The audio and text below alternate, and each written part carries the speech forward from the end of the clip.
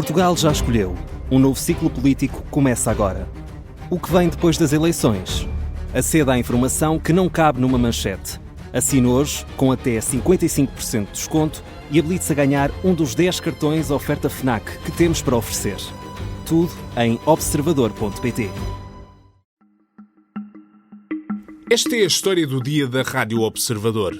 A Casa Assombrada, de Luís Montenegro. Talvez não seja exatamente um filme de terror, mas há histórias que têm todos os ingredientes. Uma casa, um dossiê de faturas, suspeitas que parecem desaparecer e depois voltam.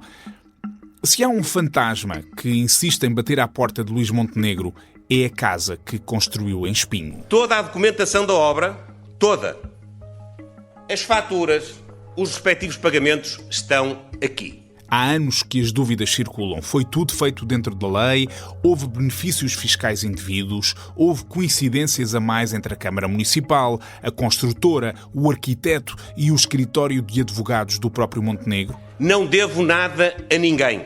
Não temo nada. No final de 2023, o então líder da oposição e hoje primeiro-ministro apareceu perante os jornalistas com um dossiê de faturas na mão. Prometeu transparência total. Disse que mostraria tudo. Na altura havia um inquérito-crime por suspeitas de benefícios fiscais indevidos. Foi arquivado em dezembro de 2024. Parecia o fim da história, mas nas boas histórias de terror, quando achamos que acabou, é quando começa a outra parte. Havendo um inquérito judicial, toda esta documentação irá ser disponibilizada às autoridades competentes se e quando o solicitarem. Agora, o mesmo DIAP Regional do Porto volta a olhar para a mesma casa, novas suspeitas, desta vez relacionadas com a construção do imóvel. Quem está a ser investigado? Porquê agora? E até onde pode isto envolver o Primeiro-Ministro? Eu vou falar com o Luís Rosa, redator principal do Observador, que tem novas informações sobre este processo. Eu sou o Pedro Benevides e esta é a história do dia de quinta-feira, 19 de fevereiro. Olá, Luís. Olá, Pedro. Olha, vamos começar aqui com uma coisa mais ou menos básica, que é quem nos está a ouvir e não sabe exatamente, ou já não se lembra exatamente de que casa de Luís Montenegro é que estamos a falar, faz-nos uma visita guiada. Bem, uma visita guiada muito rápida. Vamos pôr em cima da mesa 3 casos. Certo. Vamos começar pelo caso que já foi arquivado, que é um caso do DIAP Regional do Porto e que visava a casa de Luís Montenegro. Mas em que perspectiva? A casa de Espinho, aquela casa de Espinho, grande. Aquela casa grande. Qual era? Aliás, nós até no nosso artigo temos fotografias que mostram o antes e o depois. É uma perspectiva para os arquitetos que queiram estudar construções e reconstruções urbanísticas. Os 3 casos estão em cima da mesa. O primeiro caso tinha a ver com a casa de Espinho, em que estavam sob investigação os benefícios fiscais que foram concedidos a Luís Montenegro. Porquê? Porque lá está, que havia lá uma ruína, foi demolida, e Luís Montenegro fez uma reabilitação urbana. Na altura em que ela fez, isso estava benefícios fiscais. E era isso que estava sob suspeita, se esses benefícios fiscais tinham sido corretamente dados a Luís Montenegro ou não. Foi o caso que foi arquivado. E foram dados de forma legal, o caso foi arquivado. Depois houve o caso de Espinho Viva, que teve lugar uma averiguação preventiva aqui em Lisboa, no Departamento Central de Investigação e Ação Penal. Havia suspeitas várias. O Ministério Público entendeu que não havia motivo para abrir um inquérito. Também foi arquivado. Muito bem. E agora, há uma denúncia feita contra Luís Montenegro e o DIAP Regional do Porto abriu um novo inquérito sobre a casa, mas sobre outra perspectiva. E qual é a perspectiva aqui em cima da mesa? São 2. Em primeiro lugar, são suspeitas de fraude fiscal. Perceber se de facto o que foi faturado corresponde realmente aos serviços totalmente praticados em relação à reconstrução daquela casa. E em segundo lugar, perceber a licitude dos fundos que Luís Montenegro utilizou para pagar a construção daquela casa. Ou seja, perceber se Luís Montenegro pagou aquela casa com fundos de rendimentos de trabalho e que esses rendimentos de trabalho foram declarados de forma lícita. Então, há aqui uma novidade para já parece-me óbvia, que é Luís Montenegro que está a ser investigado. Exatamente. Portanto, a denúncia foi feita para exatamente Luís Montenegro. A denúncia visa Luís Montenegro, ele foi denunciado, e, portanto, está a ser investigado. E foi aquele processo habitual da denúncia anónima que chegou ao... A informação que nós temos é que a denúncia não é anónima. Nós não sabemos a identidade do denunciante, mas temos informação de que a denúncia não é anónima. Também devo dizer, Pedro, que eu não tenho um preconceito contra denúncias anónimas. O que interessa aqui é saber se as denúncias têm fundamento ou não têm fundamento. E há denúncias anónimas que podem ter fundamento. Por exemplo, há denúncias anónimas que podem, por exemplo, ter anexados muitos documentos bancários, por exemplo. E, portanto, não tenho esse preconceito. Mas, neste caso, não estamos a falar essa de curiosidade denúncias de ter sido um denunciante, a partir de ter sido um denunciante que essa se identificou, que embora não se saiba quem foi. E quando é que essa denúncia foi feita? O inquérito foi aberto em 2025. Portanto, eu deduzo que a denúncia tenha sido feita em 2025. Portanto, recentemente. Para além dessa denúncia, houve mais alguma coisa que levou a que esta investigação prosseguisse da forma como está a correr? Houve um facto que tem relevância no processo e houve outro facto que é público. Ou seja, um dos empreiteiros, porque esta casa foi construída, de acordo com as informações que temos, por 3 empreiteiros. Um dos empreiteiros, o empreiteiro que edificou a casa, esse empreiteiro disse que o custo total da reconstrução da casa andava à volta dos 215 mil euros. Ora, Luís Montenegro disse ao Expresso, em 2025, disse que a casa teve um custo total de 637.239 euros e 59 cêntimos. Portanto, há aqui uma diferença grande entre há uma diferença 200 grande. E tal mil. Esta discrepância é uma discrepância que está a ser investigada. Agora, é importante também esclarecer, nós no nosso artigo também tentamos esclarecer isso. Atenção que isto é uma hipótese, se tu quiseres, estamos a tentar perceber o que é que aconteceu. Não está aqui em causa nenhuma espécie de verdade absoluta, mas é de informações que nós recolhemos, nomeadamente de fontes próximas de Luís Montenegro, de que houve 3 empreiteiros, ou seja, houve um empreiteiro para a demolição, houve um empreiteiro para a edificação da casa, e a identidade desses empreiteiros é conhecida, isto está devidamente, eles estão identificados no nosso artigo. Aliás, um deles, o primeiro que fez a demolição da casa, até foi presidente da Junta de Freguesia de Silvaldes, que é uma freguesia do Concelho de Espinho, eleito nas listas do PST. O segundo empreiteiro é um amigo de infância de Luís Montenegro. E houve um terceiro empreiteiro que o Luís Montenegro nunca revelou ao Expresso, e nós também não conseguimos perceber qual é a identidade desse terceiro empreiteiro, que fez os acabamentos. E, portanto, são essas 3 fases que têm 3 empreiteiros que fazem com que, e além de outras empresas, de outros prestadores de serviços que foram contratados por Montenegro, nós no nosso artigo damos o exemplo de um carpinteiro que foi contratado diretamente por Montenegro e que os serviços dele terão alcançado a soma de 100 mil euros. Vou falar do número arredondado. Certo. Portanto, essa questão, ou seja, resumindo e concluindo, o empreiteiro que fez a edificação da casa, que é Rui Mota Oliveira, que é o tal amigo de infância de Montenegro, diz que terá custado 215 mil euros, se calhar estes 215 mil euros terão na fase que ele acompanhou. Não incluem a demolição, foi a primeira fase, e não incluem a fase dos acabamentos. É uma explicação que as nossas fontes nos estão a dar, vamos ver se é assim. Luís, eu quero falar contigo ainda sobre o que é que, perante esta investigação, o que é que Luís Montenegro, que é Primeiro-Ministro, pode fazer. Quero saber também se um Primeiro-Ministro pode ser investigado como outro cidadão qualquer no exercício das suas funções. Já voltamos a falar.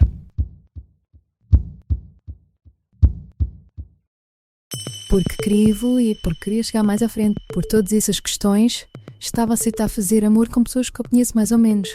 Esta é a história de como dezenas de portuguesas se tornaram seguidoras de uma seita controlada por um guru manipulador. Recrutadas numa escola de yoga em Lisboa, muitas acabam em casas de massagens eróticas ou a serem filmadas em cenas de sexo e orgias. O que é que eu estava a fazer? O que é que eu estava ali a fazer? Porque é que eu não me levantei e não me vim embora? Episódio 4. A Noite Secreta. Os segredos da seita do yoga. É uma série para ouvir em 6 episódios que faz parte dos Podcast Plus do Observador. É narrada por mim, Daniela Roy, com banda sonora original de Benjamin. Os Podcast Plus do Observador têm o apoio da Kia. Estamos de regresso à conversa com o Luís Rosa, redator principal do Observador. Luís, nós temos aqui um Primeiro-Ministro que está a ser investigado, e essa é uma notícia que tu estás a dar agora, novamente investigado. O que é que ele pode fazer, ou o que é que um primeiro-ministro pode fazer quando é alvo de uma investigação deste género? Bem, António Costa, vou dar o exemplo de António Costa, que foi alvo de investigação, demitiu-se, aliás, na sequência da Operação Influencer, e é alvo de uma investigação, o Observador foi o unicórnio de comunicação social que revelou as razões dessa investigação. Ele é suspeito de prevaricação, e começou por ser alvo de investigação no âmbito dos serviços do Ministério Público do Supremo Tribunal de Justiça. Porquê? Porque o Primeiro-Ministro tem direito a um foro especial. O titular do cargo de Primeiro-Ministro tem direito a um foro especial, ou seja, só pode ser investigado pelos serviços do Ministério Público do Supremo Tribunal de Justiça, e o juiz de instrução criminal é o Presidente do Supremo. É o que está na lei, é claro, não há nenhuma dúvida sobre isso. Qual é aqui a questão? A questão é que António Costa saiu do cargo de Primeiro-Ministro e o processo baixou para a primeira instância. Ou seja, ele já não era titular do cargo, que lhe daria, digamos, direito a ter... Exatamente. Mas foi investigado por suspeitas no exercício do cargo. Certo. Mas quando saiu do cargo, o processo baixou para a primeira instância, vamos dizer assim, entre parênteses. Ora, Luís Montenegro é suspeito, de acordo com este inquérito, que o visa, e é suspeito de alegados factos criminais que terão acontecido antes de ele tomar posse como Primeiro-Ministro. E no entendimento dos responsáveis do Diabo Regional do Porto, isso faz com que a competência, não só territorial, seja do Diabo Regional do Porto, porque os factos terão ocorrido em Espinho, mas também que Luís Montenegro não tem direito ao foro especial.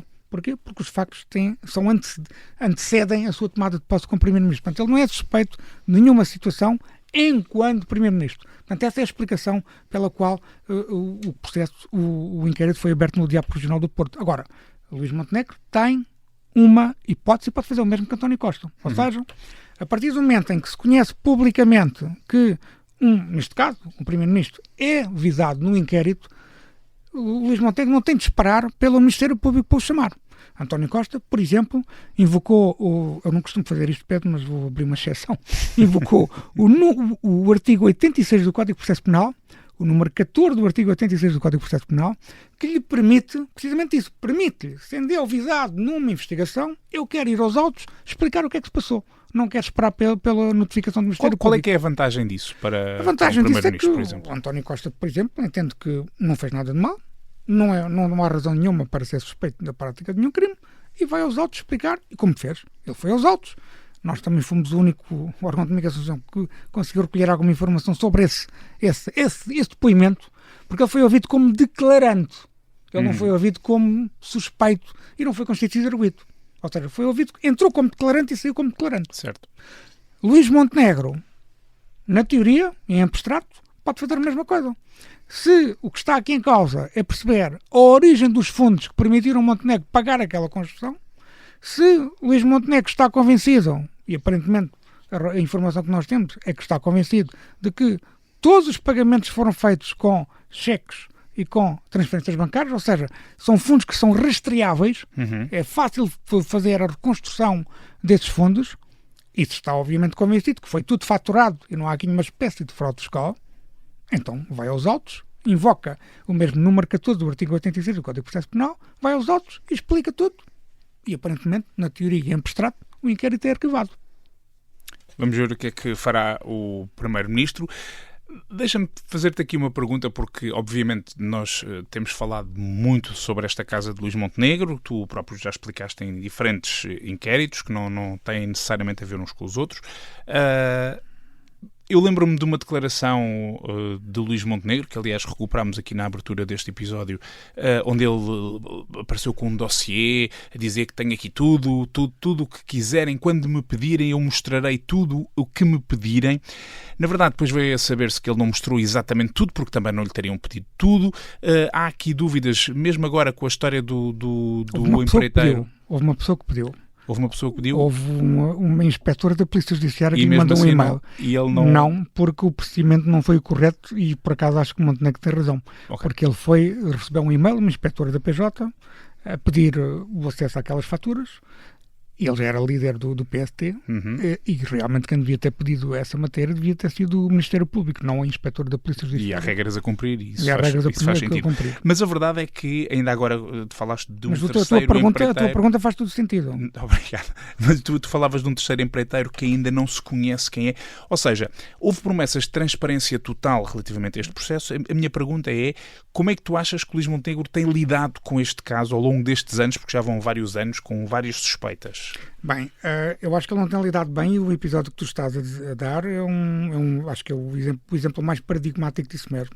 Ele deu uma conferência de imprensa, se bem te recordas, estávamos à beira de uma campanha eleitoral, da primeira. Exatamente, ele ainda era líder da oposição. Ainda era líder da oposição, e Montenegro ganhou essas eleições. Deu uma conferência de imprensa que teve um enquadramento muito dramático do ponto de vista político, e ele prometeu essa transparência, e de facto essas faturas não foram mostradas. Eu, enquanto jornalista que acompanha esta situação, quero ver essas faturas, também tenho interesse em vê-las, e gostava que Luís Montenegro me mostrasse essas faturas, porque delas devem ser escrutinadas. E, portanto, acho que Luís Montenegro percebe que essas faturas têm interesse jornalístico. Agora, ele tem um direito de só querer mostrar essas faturas ao Ministério Público. Não, claro. Não é obrigado a mostrar. A gestão política de um caso que o tem queimado várias vezes. É verdade que ele prometeu essa transparência total e, de facto, ele não mostrou as faturas a ninguém. E, portanto, se não as mostrou, embora tenha criado a percepção de que estava disponível para o fazer, pois de facto isso depois vira-se contra ele. E, portanto, desse ponto de vista da percepção pública, acho que ele não tem gerido bem. E não tem causa o direito legal de ele só mostrar as faturas a quem quiser. Aliás, no caso da avaliação preventiva, pelo que eu julgo saber, Montenegro disponibilizou muita informação sobre essa matéria, inclusive contas bancárias, e, portanto, a situação foi esclarecida. O que eu acho é que, só se me permites, há uma desconfiança, e eu não estou a dizer que os políticos não tenham razão para ter essa desconfiança. Há uma desconfiança latente entre o poder político e o poder judicial. Ou, se tu quiseres, para ser mais concreto, entre o poder político e o Ministério Público. O Ministério Público é criticado umas vezes com razão, outras vezes sem razão. Há uma parte da classe política que entende que há procuradores que têm uma espécie de veia persecutória, tem uma agenda, uma veia justiceira, tem uma agenda. Eu confesso que, já disse esta opinião muitas vezes publicamente, eu não vejo essa agenda, não vi nunca um procurador, num caso específico, a ter uma agenda contra aquela pessoa. Não vi. Não estou a dizer que não tenha acontecido. Estou a falar dos casos que eu conheci, eu não vi essa agenda. Certo. Eu conheço os principais procuradores, acompanho, e se não conheço, acompanho a carreira, conheço os processos, conheço também juízes, e confesso que não vejo essa via persecutória. Há, sim, um grupo de magistrados, seja judiciais, seja do Ministério Público, que tem uma visão muito mais escrutinadora do que existia no passado. Isso é verdade. Isso às vezes pode levar também a desequilíbrios no sistema. Também não estou a dizer que isso não acontece. Agora, uma agenda estrutural, um grupo de pessoas que estão aqui, que era uma espécie de promoção do Chega, para o Chega chegar ao poder, destruindo a credibilidade dos políticos responsáveis e do PS e do PST, do sistema, não vejo nada disso. Bem, antes pelo contrário. E, portanto, há essa desconfiança. Isso faz com que também, às vezes, o poder político, por exemplo, neste caso concreto, uma pessoa, se calhar, que pode querer ir aos autos esclarecer as coisas, se calhar não vá por conselho do próprio advogado. Porque, atenção, uma coisa que também é importante, do ponto de vista de quem vai depor, se estiver a apresentar prova, há vários princípios legais que é importante, as pessoas não são obrigadas a confessar, e também tem um princípio de não autoincriminação. Isso é uma coisa muito importante. Mas a prova que mostre também pode ter, na teoria, virada contra esta pessoa, eventualmente. Portanto, há aqui várias coisas a ter em consideração, mas há, de facto, uma desconfiança latente entre o poder político e o Ministério Público, que às vezes impede que exista essa cooperação, digamos assim. Vamos ver como é que este caso se desenvolve, Luís. Muito obrigado. Obrigado, Pedro. O Luís Rosa é o redator principal do Observador. O texto do Luís sobre este caso tem todos os pormenores. Esta quinta-feira, por falar nele, o Primeiro-Ministro regressa ao Parlamento para o debate quinzenal, depois de 2 adiamentos motivados pelas consequências das tempestades. Luís Montenegro vai ser questionado sobre a resposta do Governo ao mau tempo, num debate que se espera duro e muito centrado na proteção civil, nos apoios e na reconstrução. Depois de ter sido adiada, Marcelo Rebelo de Sousa viaja esta quinta e sexta-feira até Espanha. O Presidente da República quer agradecer pessoalmente o apoio espanhol durante as tempestades e reafirmar os laços de amizade e cooperação entre os dois países.